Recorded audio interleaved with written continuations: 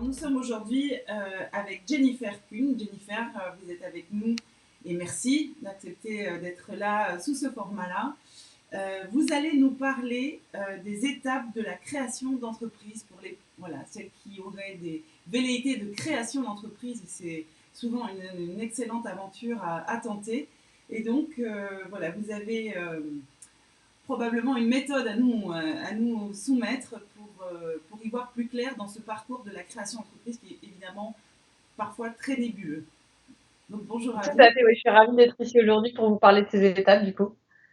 Nous aussi, on est vraiment ravis de vous avoir. Encore une fois, merci. Alors une fois de plus, n'hésitez pas à interagir. Vous êtes nombreuses derrière vos écrans ce matin. Ça nous touche beaucoup de voir que finalement, ce format, vous y répondez de façon très positive.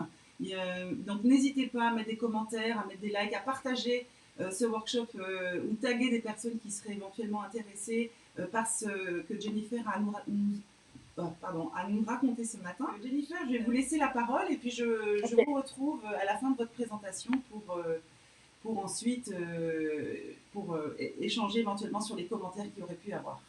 Merci. Merci. Bonjour à toutes. Je suis ravie que vous soyez nombreuses aujourd'hui. Ça veut dire que l'entrepreneuriat a le vent en poupe et je trouve que c'est super parce que c'est aussi une des voies qui permet vraiment de s'épanouir dans sa vie pro. Donc moi, je m'appelle Jennifer, j'ai 37 ans. Je suis la cofondatrice de Yves. Avant ça, j'ai créé une première entreprise en 2010, mais en fait, la majorité de ma vie professionnelle, je l'ai faite dans le salariat. J'ai été pendant 10 ans responsable marketing et communication et peut-être comme certaines d'entre vous, en fait, c'est à la suite d'un burn-out que j'ai enfin accepté de me poser et de me poser les bonnes questions pour savoir ce que je voulais vraiment faire de ma vie. Et en fait, c'est après un certain cheminement, ça n'a pas été tout de suite une évidence que l'entrepreneuriat m'est apparu comme quelque chose que je devais absolument faire. Ça a été un certain cheminement, mais une fois que c'était fait, en fait, ça m'est apparu comme vraiment quelque chose de très évident.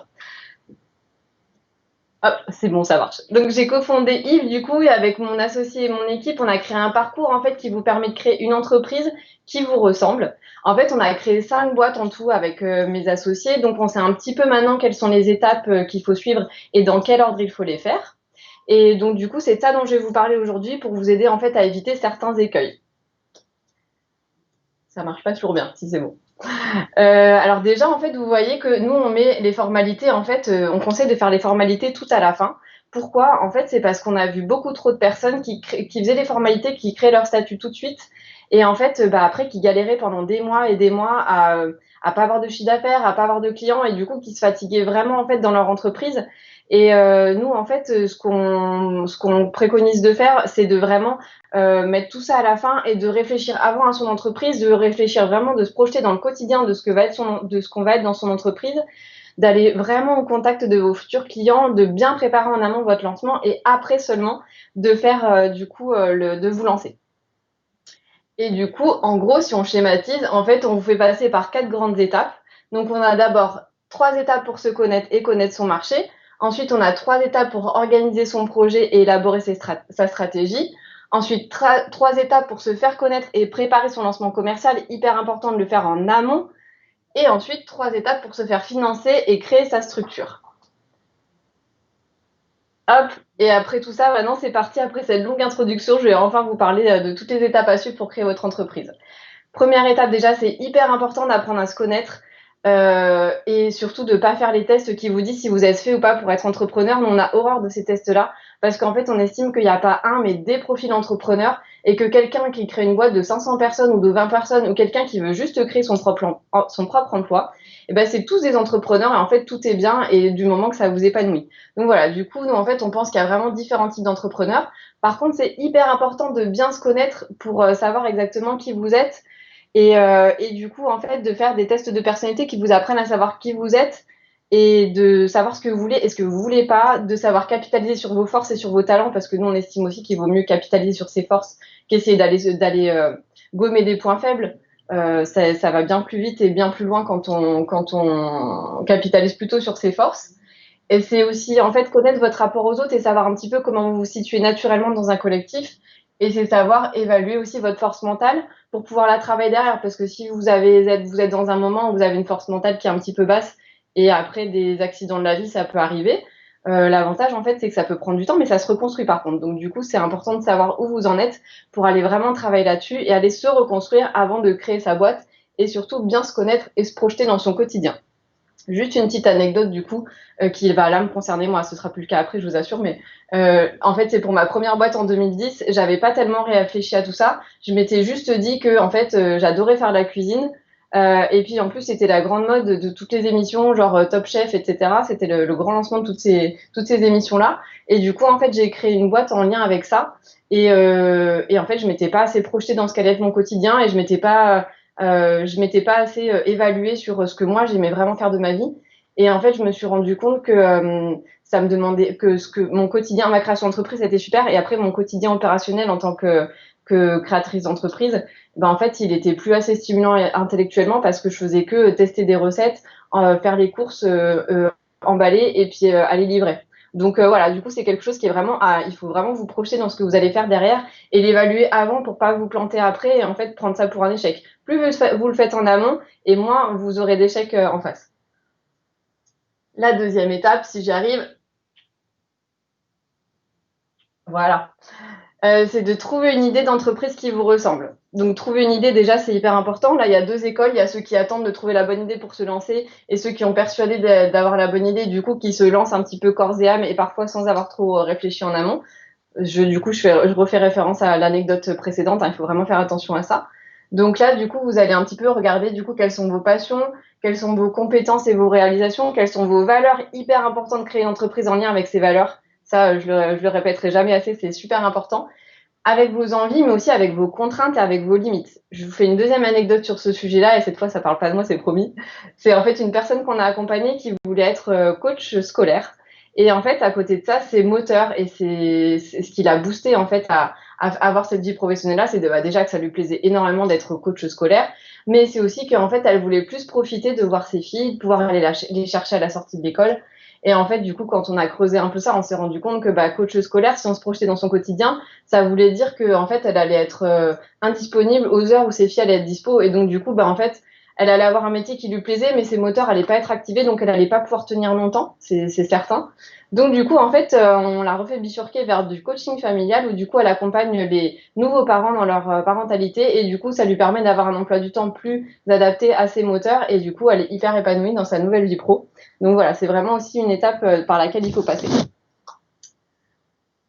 J'ai oublié de vous dire aussi que oui, il faut aussi faire vraiment très attention à ce que ce soit en fonction de vos passions, de vos envies, de vos contraintes, mais aussi de ce dont le monde a besoin. Donc là, en fait, dans cette étape-là, il y a aussi une grosse étape de design thinking pour vraiment aller creuser des problématiques et voir vraiment ce dont le monde a besoin pour créer une entreprise qui soit rentable. Parce que c'est bien de créer une entreprise, mais c'est surtout bien quand il y a des clients en face. Et voilà, c'est bon, j'arrive. Il me fait un petit peu à galérer cet écran. L'étape numéro 3, et là vraiment c'est hyper incontournable, c'est l'étude de marché. Alors ça, il y a une étape à faire, c'est vraiment celle-là, parce que ça vous fait étudier vos concurrents, ça vous fait surtout aller au contact de vos clients potentiels, et ça c'est hyper important de créer une entreprise dont le monde a besoin, de créer une entreprise qui va avoir des futurs clients, et surtout que les clients soient prêts à payer pour ça. C'est vraiment ce que vous devez aller étudier chercher dans votre étude de marché, c'est les concurrents pour voir il n'y a pas trop de monde, mais surtout pour voir comment vous différencier, c'est voir les clients potentiels et voir surtout s'il y a une demande et si des gens sont prêts à payer pour ça. Parce que c'est super quand vous parlez de votre idée d'entreprise aux gens, ils vous disent ah c'est génial. Et après, il faut leur demander s'ils sont prêts à payer un prix raisonnable. Sinon, ils ont beau trouver ça génial, votre entreprise elle marchera pas et ce serait un peu dommage. Et donc, c'est important aussi d'aller étudier votre environnement, notamment réglementaire, parce qu'il y a peut-être plein de réglementations qui font que vous allez devoir faire des choses en plus pour créer votre entreprise. Donc, du coup, vous allez qualifier votre marché. Vous allez également pouvoir le quantifier avec la phase d'étude de marché, c'est-à-dire que vous allez pouvoir étudier quel va être votre potentiel de chiffre d'affaires, et ça, c'est super important aussi pour la suite. Hop, et donc ça se fait avec 4 grandes étapes que je vais passer très rapidement. Une phase exploratoire, une analyse sectorielle, enquête terrain, hyper important. Si vous devez focaliser sur un truc, c'est vraiment ça, les enquêtes terrain, allez toujours au contact du terrain. Et après, une étude quantitative, du coup, pour déterminer quel va être votre potentiel de chiffre d'affaires. Et les méthodes, c'est de la recherche documentaire et également du terrain. Je passe vraiment très vite sur les étapes, c'est assez frustrant. Je vous en parlerai pendant des heures, mais j'ai que 20 minutes, donc je me dépêche. Étape numéro 4, c'est de définir son offre et de trouver son business model. Pareil, c'est une étape, en fait, définir son offre qui est assez souvent zappée et pourtant qui est primordiale. vous voyez bien que en fait, finalement, un coiffeur, il a une offre shampoing coupe brushing pour un prix, il va pas vendre son taux horaire. Tout comme une naturopathe, elle aura intérêt à pas vendre une séance de naturopathie, mais plutôt un pack détox rentrée pour pouvoir être en forme toute l'année. C'est quand même plus vendeur et vous savez exactement, ça vous envoie vers un objectif. L'offre, elle est aussi hyper intéressante pour les personnes qui doivent se vendre elles-mêmes et qui ont beaucoup de mal à se vendre parce qu'en fait, du coup, vous vous cachez derrière une offre et du coup, vous verrez que c'est beaucoup plus facile de vendre une offre que de se vendre soi-même. Donc, ça vous permet de savoir quoi vendre et à quel prix, de savoir déterminer votre proposition de valeur, ce que vous faites de mieux et de différent des autres, votre marketing mix, et de définir aussi vos personas, donc à qui vous vendez. Donc, hyper important. Ça vous permet également, cette étape, de trouver votre business model, si vous vendez en abonnement, si vous vendez par pack, si vous vendez en coût plus charge, enfin voilà. L'étape numéro 5, c'est de définir ses besoins et d'organiser son projet. En fait, quand on crée une entreprise, on a 1000 choses à penser.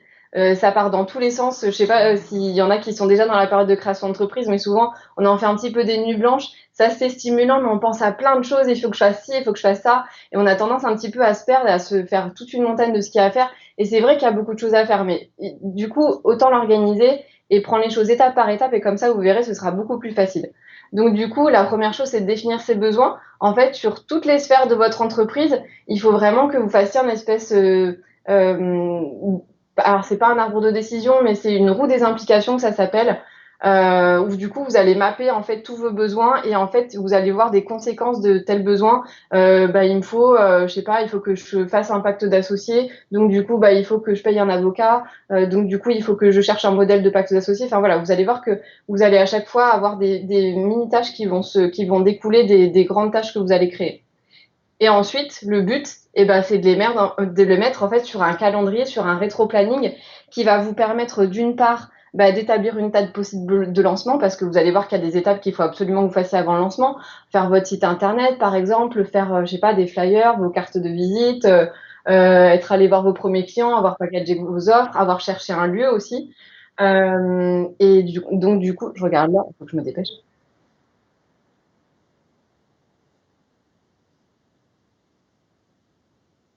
Je... D'accord, je me disais, je suis en train d'entendre un écho.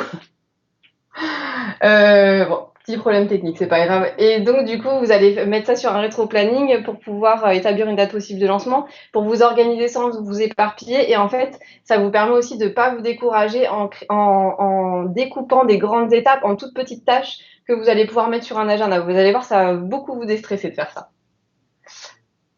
Étape numéro 6, c'est d'élaborer son plan stratégique. Je ne sais pas si vous connaissez cet outil qui est super, c'est le Business Model Canvas, qui permet en fait en une page A4 ou A3 de résumer en fait toute votre entreprise. Donc vous avez votre proposition de valeur qui est au milieu et d'un côté en fait à qui vous allez vendre et comment vous allez vendre et de l'autre côté les ressources dont vous allez avoir besoin pour vendre. Parce que pour vendre, vous allez avoir besoin soit de partenaires, soit d'outils de communication, soit de commerciaux, soit d'une plateforme internet. Donc voilà, du coup, vous avez toutes ces ressources-là qui sont là, votre partie client qui est là, et puis d'un côté une structure de coût et de l'autre côté une source de revenus.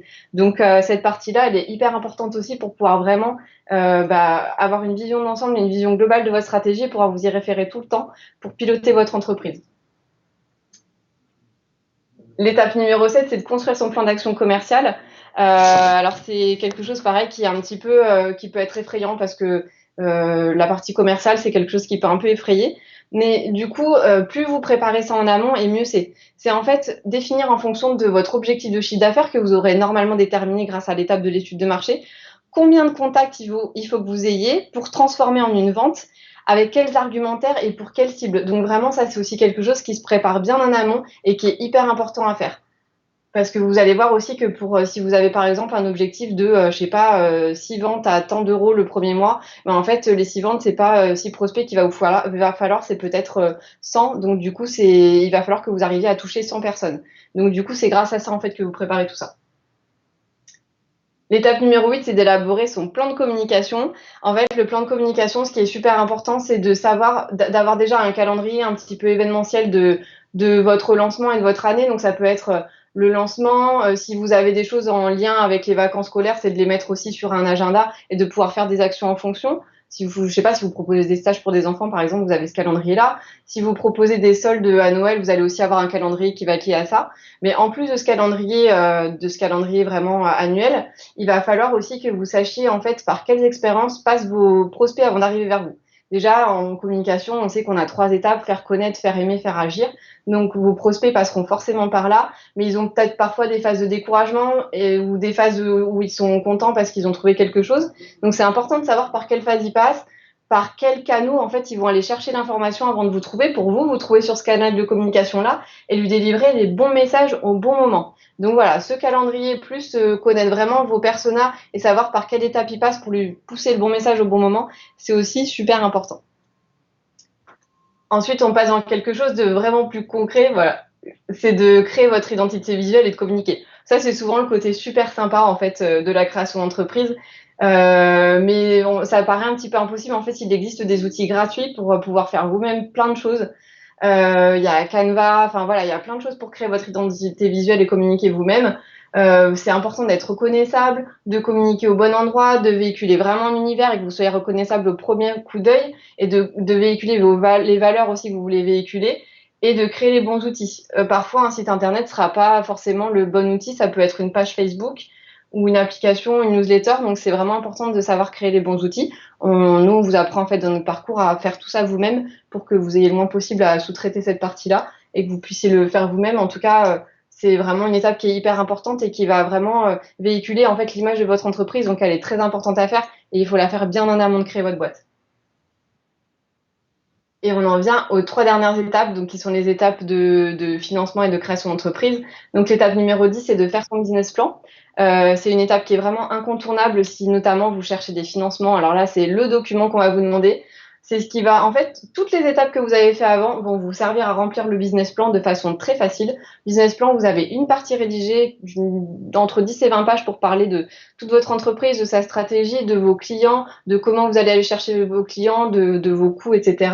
Et après, vous avez une partie financière avec des tableaux financiers, donc avec le bilan, le compte de résultat et le prévisionnel de trésorerie. Donc ça, c'est vrai que c'est plutôt un expert comptable qui peut vous aider à les faire, quoique nous, on a des outils aussi pour vous aider à le faire le plus possible seul. Et voilà, si vous allez demander des financements, c'est vraiment le document, le sésame qui vous sera demandé.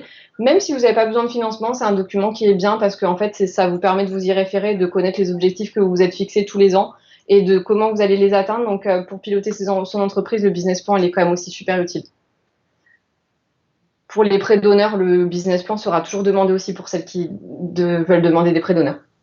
Ensuite, donc, justement, quand on parle de financement, donc, le but là, c'est de savoir en fait bien parler de son projet, que ce soit en 1 minute, en 5 minutes ou en 20 minutes, et d'aller chercher les bons financements. Et d'aller, du coup, vraiment savoir pitcher son projet, le présenter de façon argumentée, savoir répondre aux objections.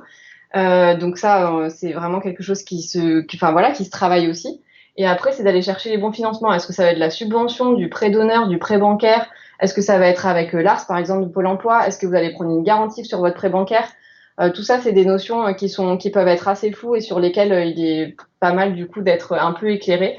Donc voilà, c'est l'avant-dernière étape. Et ensuite, ça y est, c'est l'étape où vous avez tout préparé en amont, vous êtes prête, vous avez commencé à communiquer, vous avez votre clientèle, votre future clientèle qui est au taquet, qui a envie que, ça y est, vous créez votre boîte pour aller à votre rencontre. Ça va être le moment du coup de choisir vos statuts, de créer votre entreprise. Je vais faire quelque chose de très très très très schématique parce que c'est quand même assez compliqué entre guillemets. En fait, on peut avoir soit une entreprise en nom propre, donc qui est la micro-entreprise qui fait partie de la grande famille des entreprises individuelles, soit on crée une société qui est donc URL, SARL, SAS ou SASU. Et en fait, ce qui va peut-être pas trop vous étonner, voilà, c'est que là, pareil, c'est vraiment très schématisé, je vous le fais de façon très rapide, mais en fait, plus vous avez un taux de cotisation qui est faible et moins vous êtes protégé. Donc voilà, du coup, on peut pas avoir le beurre et l'argent du beurre, malheureusement, quand on est micro-entrepreneur, on cotise pas beaucoup, donc il y a des droits qu'on n'a pas. Par contre, on cotise que sur le chiffre d'affaires, donc c'est bien pour lancer une société, une entreprise et tester une entreprise. Par contre, après, c'est vraiment la société qui va vous permettre d'être mieux protégé en termes de prévoyance, même parfois en termes de chômage, quoi quand on est président, pas trop, mais voilà. Donc du coup, il faut vraiment voir aussi quel est le niveau de protection que vous souhaitez et pas partir non plus sans trop de ceinture et de bretelles, on va dire. Et ben, j'ai fini, je suis dans les temps. J'en reviens pas moi-même parce que normalement, c'est quelque chose que je fais en 1 heure, mais de façon beaucoup plus détaillée. J'espère du coup que ça vous a éclairé.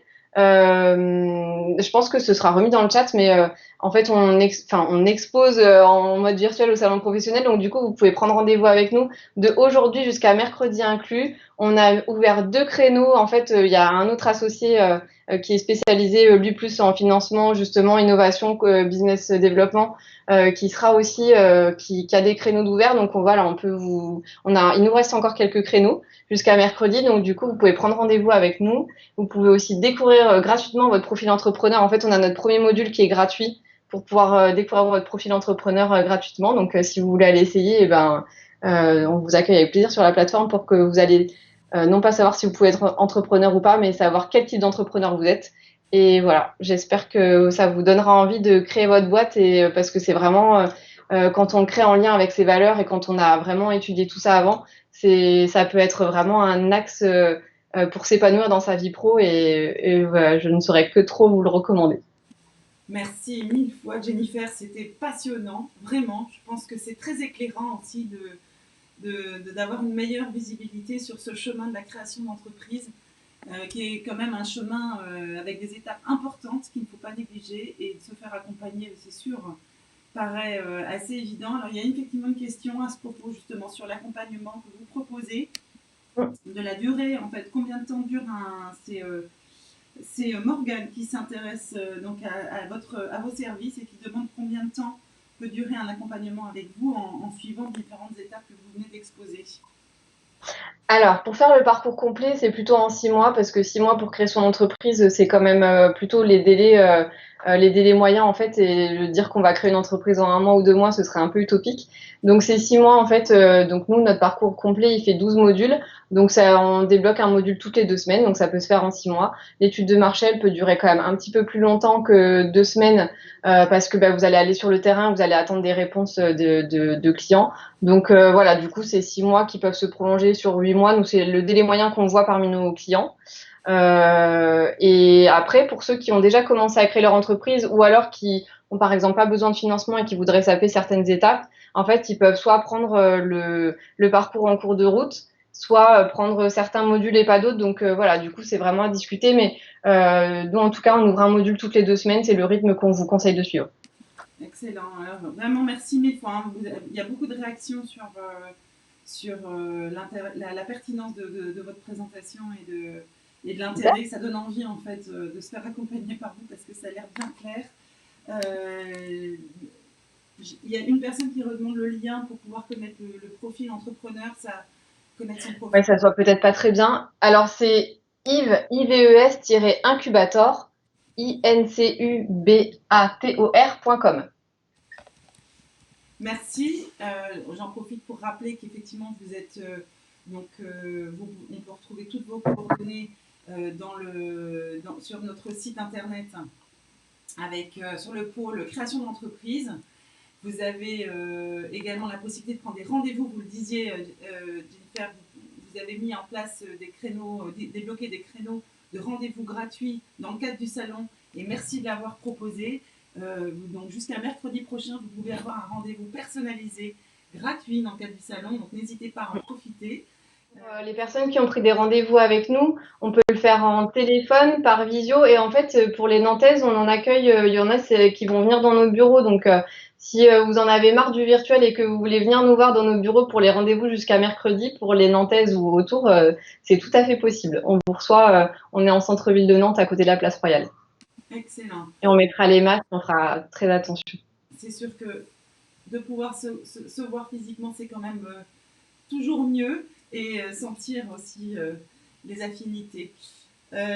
Écoutez, merci beaucoup. C'était vraiment complet, très intéressant et merci de votre participation à cette édition un petit peu revue, mais qui, je l'espère, apporte toujours autant de conseils et de réponses aux femmes qui nous regardent.